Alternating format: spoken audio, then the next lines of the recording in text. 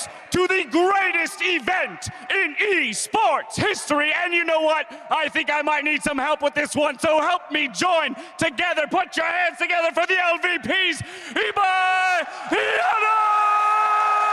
Sergio James Peterson, muchas gracias, Dash. Es un placer estar hoy contigo. Now we are here to introduce the 1v1 tournament, the pinnacle of competitive League of Legends. And out there on the Howling Abyss, it is just mano a mano. Empezamos el 1 contra 1 con un enfrentamiento histórico. Un hombre que ha destrozado muchas líneas, pero hoy solo tiene que destrozar una. xPeke.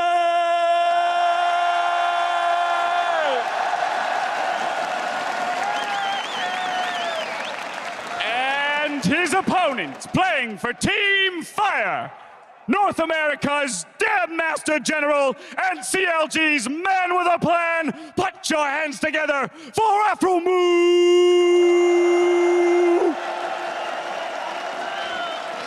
All right, gentlemen, let's lock and load and have a clean game. Hello, everybody. Krepo's still here, but I'm now joined by Deficio, a 1v1 expert. I'm Quite told. a downgrade. Definitely not a 1v1 expert just yet, but after you watch a few games, maybe we both will be, because this is kind of the thing as a caster. When you look at the All-Star schedule, you really want to cast, and the players, they really want to win the 1v1 tournament. Players progressively, as year and year goes by, get more serious about these 1v1s. The first time is like, little cheese here and there, but these guys actually have been practicing to varying degrees of success. But they're definitely all talking about it. Yeah, and I walked by like all the player rooms, just kind of peeking in, seeing, what are they practicing? What mode is it? It was 1v1 for like every single team. So we're gonna have like this very interesting meta in the 1v1 alone that might change a little bit during the games. Last year, obviously it started with some Lucian. Yep. He became like the best pick overall. Kennen was played a lot, Caitlyn as well. Some of the picks we will see here again. Yeah, and that's when we also saw teams kind of foregoing the 1v1 potential, shifting more to like, let's lace to 100 CS in the most uncreative way possible. And NASA's AP was born, or NASA's tank rather, with Emax.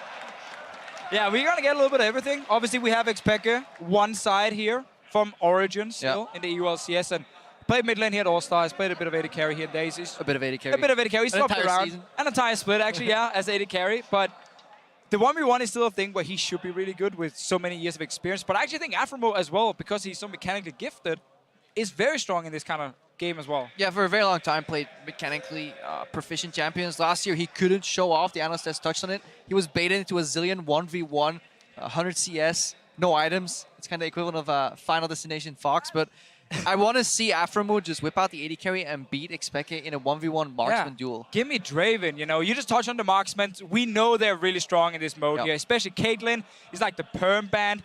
Kennen as well being played as an AD carry, super, super strong. Ezreal being used quite a bit. Kalista was used in the wildcard tournament as well. So a lot of these AD carries are like some of the very strong picks. And look at that little setup. Yeah, we decided to tune our champion select just a little bit here. Time's ticking down, 3 more seconds remaining for the first ban. On the side of Peke.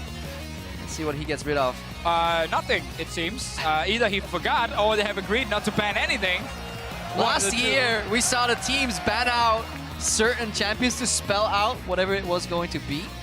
There was, in the finals, it was a TSM ban both ways between Double Lift Brawler and Bjergsen.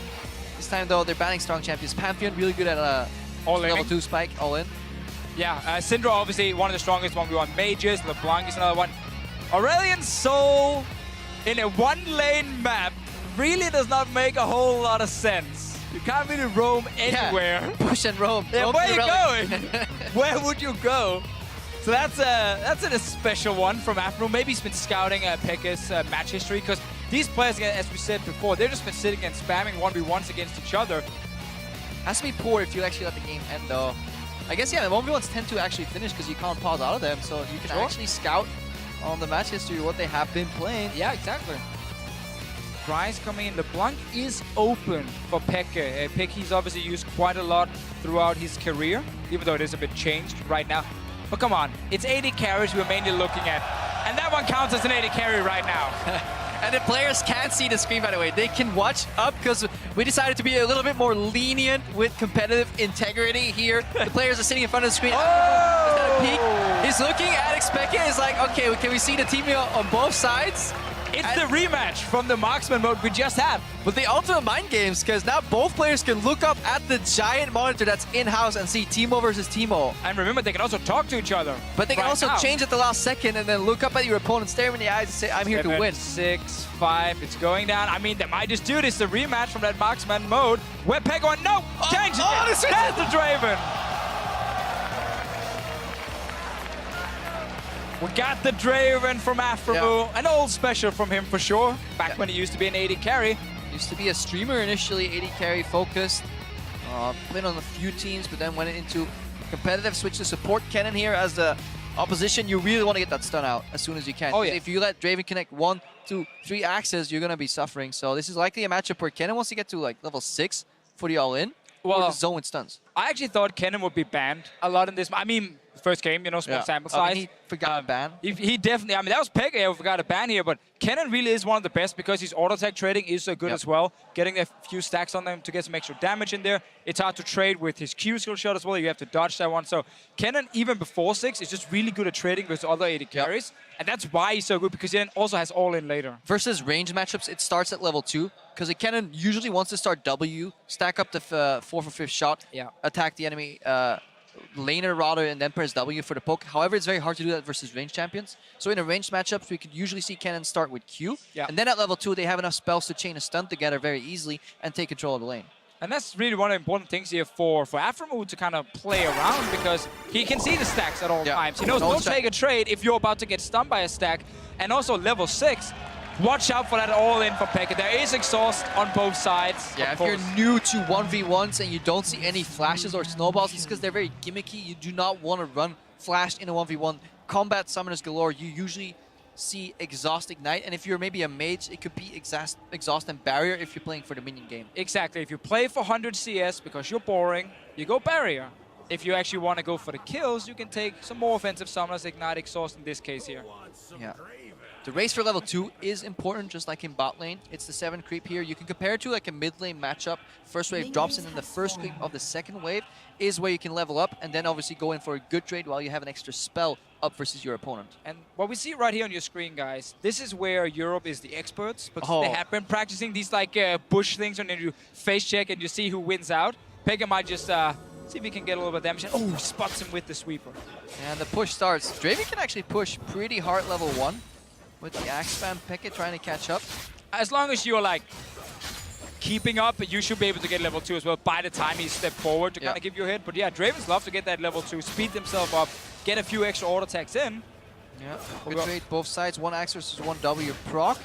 There's a CS behind, but honestly, I don't think this match will get to CS max here. So there's poke from xPeke, but Aphromoo is poised. 1 more axe of that creep, and then the next melee creep that dies will make it so that Aphromoo is level 2. Peke can take down the last caster minion next to that melee and just even it out. So both gonna get 2. Yeah. No one gets any crazy all-ins just yet. Aphromoo might want to get all 3 spells first. But definitely want the speed boost to follow up after you throw that E out. And that was actually not the best trade, because you already had a stack on him. Stepping in and start trading and getting stunned by Peke, and it's super, super even so far. But I think Aphromoo kind of knows, like level 6 for him, using his ulti effectively in a big one-on-one is very difficult. You only get half of the damage by the time it returns. Sidestep, Aphromoo going all in. Exhaust. See, trading back and forth. Aphromoo is going down. He's down. Aphromoo disrespecting the stun 2 times in a row. KO! He falls down. Peke, that's the Kennen's dream. A few minions helping you on the side. Axis coming very linear. You know where Draven's going. You do, and I mean, again, let's see the crowd. Krepo. I'm pretty sure it's... Nah, you can't really say my name either here. It's a bad name I picked. Yep. Luckily not worse than Sifa, so... Yeah, we gotta get rid of that one. Peke, fan favorite, takes it home. Blows a kiss to the fans. Of course. Or to the casters. Casters. We are right in front of him, after all. Let's see the all-in one more time. So Aphromoo has minions on him. He's gonna get exhausted. He gets stunned at the same time. He knows it's due. That's a trade you will never win, because you can exhaust champion damage, but minion damage will be consistent. So 3 range creeps, a cannon and a melee creep on you. That is the equivalent of just a champion fighting back. I think Aphromoo kind of knew. He knew. Okay, I need to try something very early on. Getting to level 6 is super risky against the cannon. Yeah. And I think, I mean, we had see... the back timing. He did, true, very true. I mean, maybe he was trying to contest the relic as well that was just spawning right in front of them, but super risky all in for him, obviously backfired. Draven, though, against Kennen, I think it's a little bit of a mismatch. I think Kennen really is one of the absolute S-tier picks in this game mode here. Ideally, you need to find a way to weave your axes in the minion wave so you can step out of Kennen's Q-poke at least, hit him in the face with axes. The push is what generates you an advantage, pushing into the tower so the CS drops, get an ideal back with a maybe 10 creeps advantage, get an extra item, and then look for a good play. I think Aphromoo was a little overeager here. xPeke did well, by this time, waited for minion assistance. I felt like xPeke is kind of set back and he's just kind of waiting like, oh, you're going all in, fair enough. I'm going to take that trade, I'm going to stun you, I'm going to have the minions, and then just pick up a very, very easy kill. And still, what we always see in these 1v1s, you know, we look at last year, we look at the 1v1s in the past, the meta develops a little bit over time because now they're sitting, a lot of players backstage. They're all watching this. They're all watching, they're all cheering, and they're all talking about, oh, that Kennen there, that looks pretty strong. Oh, Draven, didn't really work too well. I think they knew Kennen was pretty strong. Apparently, Aphromoo didn't. Or he got tricked by the Teemo. Yeah, all the focus was on the Teemo. It was honestly just a bait. An elaborate ruse sprung up by xPeke. He took it home in the end. Good, because we need the points on Team Ice.